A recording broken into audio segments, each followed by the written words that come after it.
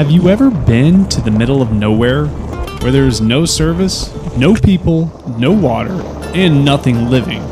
Driving down this gravel road to a random destination seemed like that.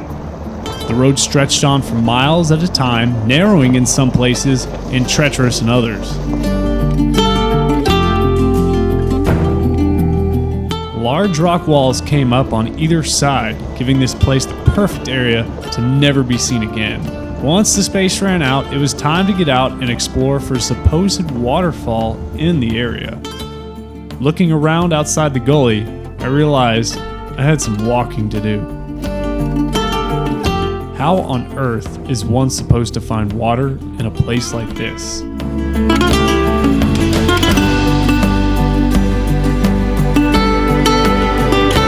All around, there were well-trodden goat and donkey trails, all leading in different directions.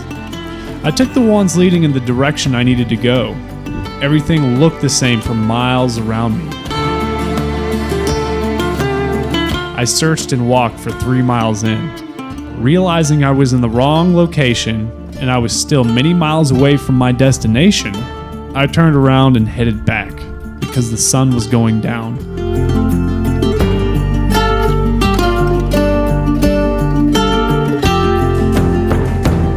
The drive out took me through a small shanty mining town called Darwin. It was something out of the scene of a movie. Run-down buildings, abandoned equipment, and vehicles. The town looked dead, but still, people were living in it.